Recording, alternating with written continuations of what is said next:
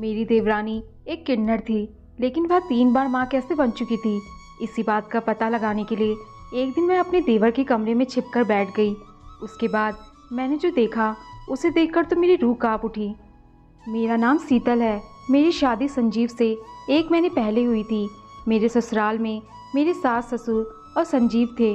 देवर देवरानी हमसे अलग रहते थे। दरअसल मेरे पति संजीव शहर में पढ़ाई करते थे, इसी वजह उन्होंने जल्दी शादी नहीं करवाई, जिस वजह से मेरे देवर की उनसे पहले शादी कर दी गई। मेरे देवर और देवरानी अलग घर में रहते थे और मेरे सास ससुर हम लोगों के साथ ही रहते थे।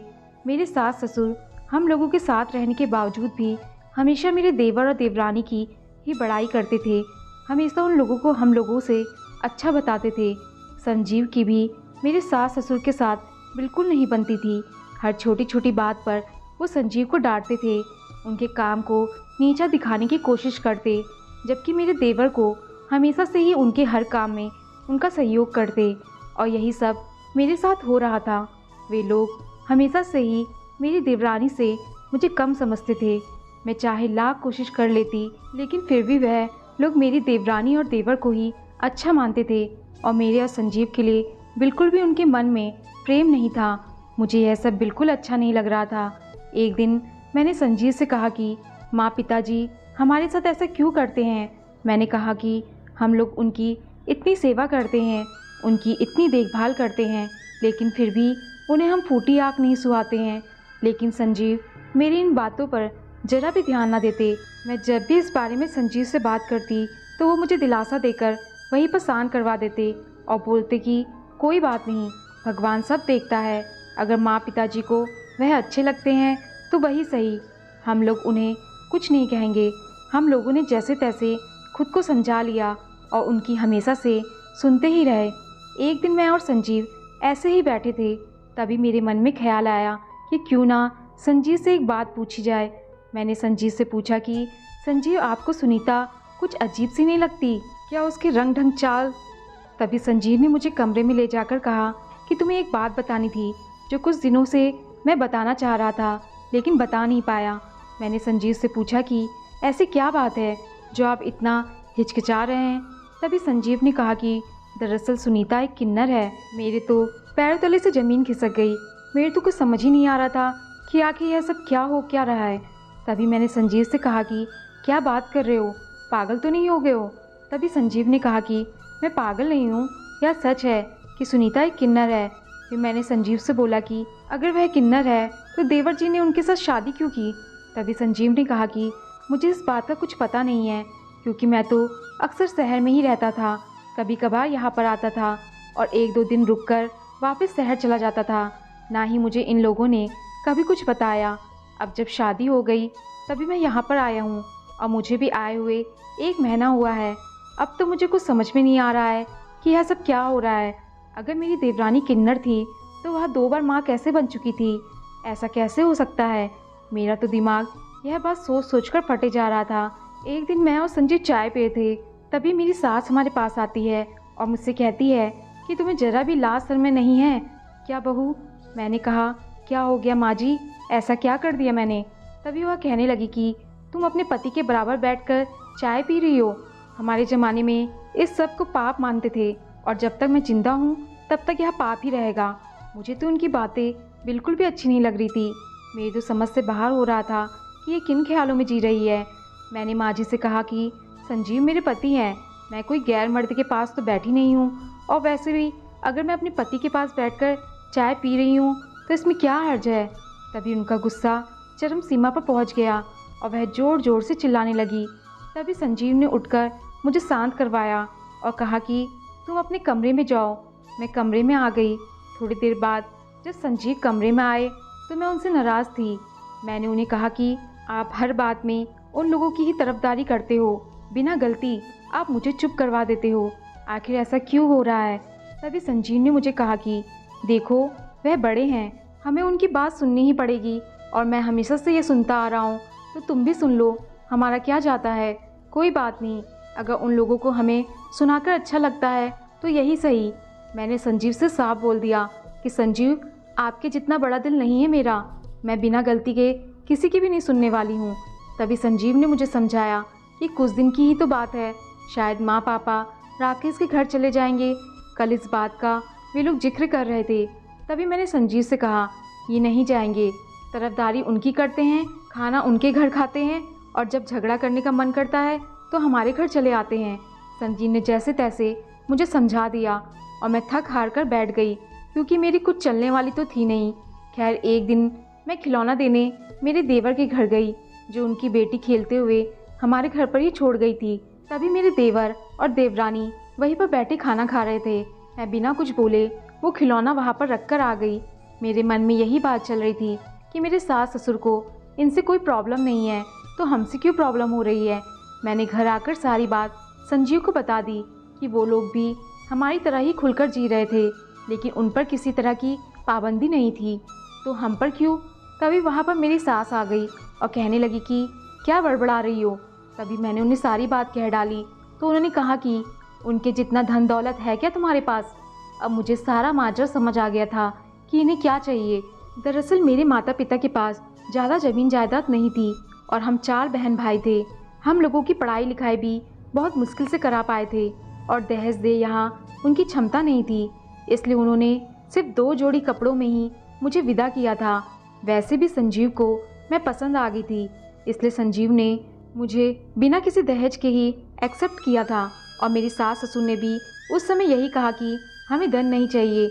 मैंने भी यह बात अपनी सास से कह डाली, लेकिन उन्हें कुछ फ़र्क ना पड़ा और वो ऐसे ही मुझे सुनाती रही। अब मेरी आंखों से आंसू निकल पड़े थे।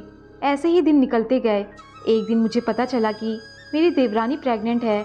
अब तो मैं पूरी तरह से बौखला उठी थी कि आखिर यह सब हो क्या रहा है, क्या छुपाया जा रहा है आखिर हमसे। एक बात तो मुझे समझ आ गई थी कि इसके पीछे कुछ ना कुछ वजह ज़रूर है। मुझे इस बात का पता लगाना था। मैंने संजीव से कहा कि क्यों ना हम लोग उनके घर में जाकर पता लगाए कि आखिर बात क्या है। तभी संजीव ने मुझसे कहा कि मुझे इस सब में नहीं पड़ना है। मैं शुरू से लेकर आज तक माँ पिताजी की सुनते आया हूँ और आगे भी सुन लूँगा। मुझे इससे कोई फ़र्क नहीं पड़ता। उन्होंने भी मेरा साथ देने से मना कर दिया, लेकिन मैं हार मानने वालों में से नहीं थी। एक दिन मैं यहाँ पता लगाने के लिए अपने देवर के कमरे में छुपकर बैठ गई और सोचा कि आज रात को देखते हैं इनके कमरे में होता क्या है, क्योंकि ज़्यादा ना तो उनकी बात से कुछ ना कुछ पता जरूर चल ही जाएगा। ऐसा ही सोचकर मैं अपने देवर के कमरे में जाकर छुपकर बैठ गई और कुछ देर बाद मेरे देवर कमरे में आते हैं, लेकिन साथ में एक औरत आती है।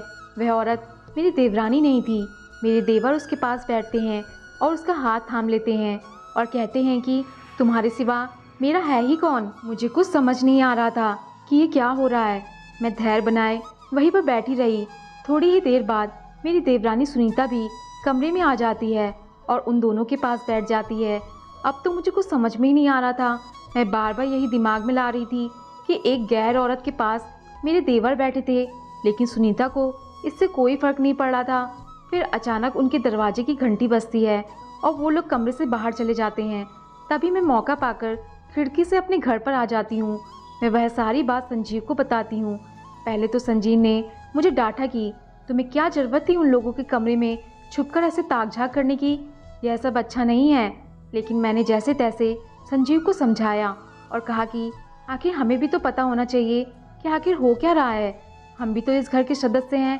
तभी संजीव ने कहा कि ठीक है, अगर तुम इतना ही जिद कर रही हो तो हम कल माँ पिताजी से ही पूछ लेते हैं। दूसरे दिन सवेरे होते ही जब माँ पिताजी बैठे थे, तभी संजीव उनके पास जाते हैं और बोलते हैं कि हम लोगों को जवाब चाहिए। तभी मेरी सास गुस्से में कहती है कि किस चीज़ का जवाब चाहिए तुम्हें। तभी संजीव को भी गुस्सा आ जाता है और उन्हें पहली बार इस गुस्से में देखकर सासू माँ उनके आगे कुछ ना बोल पाती हैं।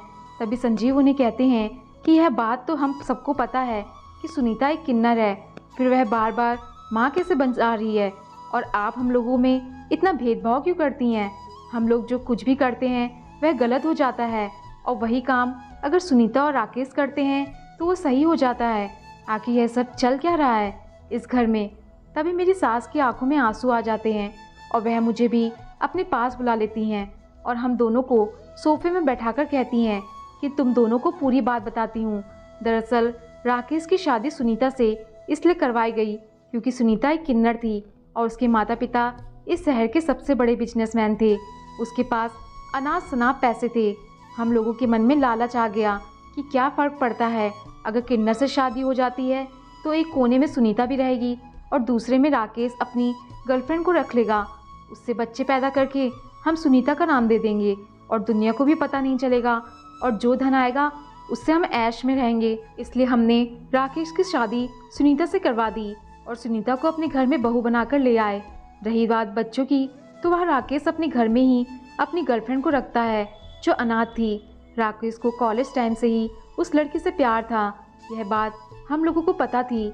संजीव को इसलिए नहीं बताई क्योंकि संजीव हमेशा से इन सब लालच के खिलाफ था, इसलिए हमने संजीव से छुपाना ही ठीक समझा।